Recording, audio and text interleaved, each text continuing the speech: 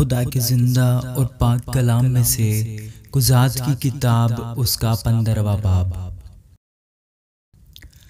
لیکن کچھ عرصہ کے بعد گیہوں کی فصل کے موسم میں سمسون بکری کا ایک بچہ لے کر اپنی بیوی کے ہاں گیا اور کہنے لگا، میں اپنی بیوی کے پاس کوٹری میں جاؤں گا۔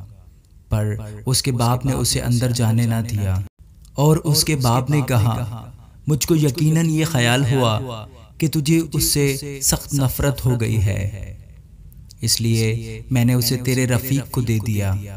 کیا اس کی چھوٹی بہن اس سے کہیں خوبصورت نہیں ہے؟ سو اس کے عوض تو اسی کو لے لے۔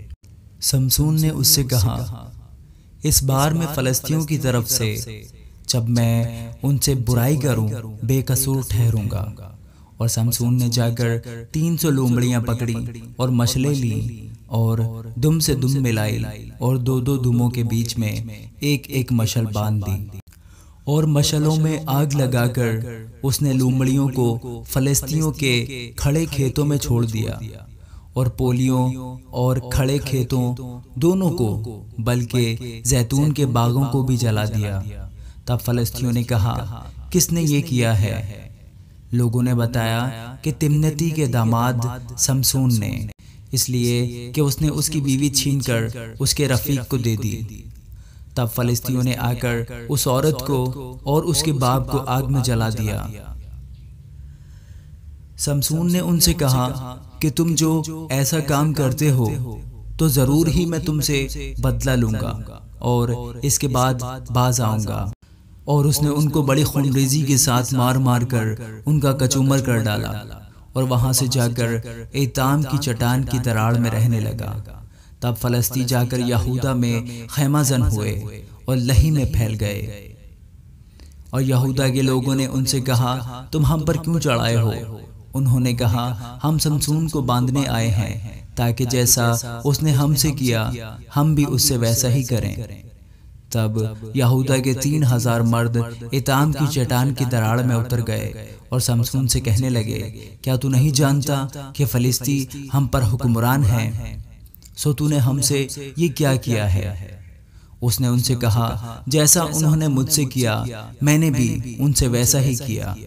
انہوں نے اس سے کہا، اب ہم آئے ہیں کہ تجھے باندھ کر فلسطینیوں کے حوالے کر دیں۔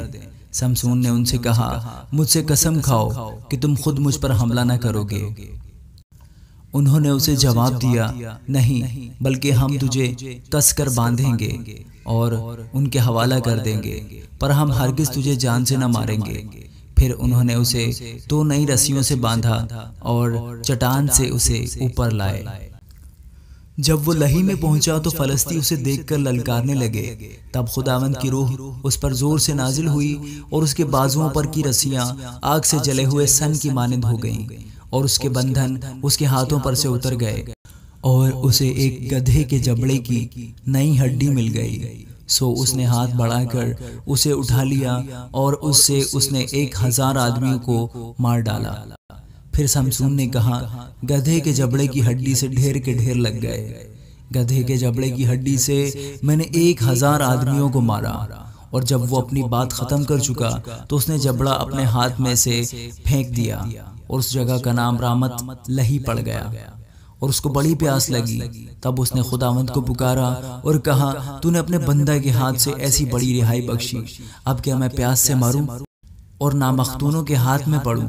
پر خدا نے اس گھڑے کو جو لہی میں ہے چاک کر دیا، اور اس میں سے پانی نکلا، اور جب اس نے اسے پی لیا تو اس کی جان میں جان آئی، اور وہ تازہ دم ہوا۔ اس لیے اس جگہ کا نام عین حکورے رکھا گیا۔ وہ لہی میں آج تک ہے، اور وہ فلسطینیوں کے ایام میں 20 برس تک اسرائیلیوں کا قاضی رہا۔ آمین۔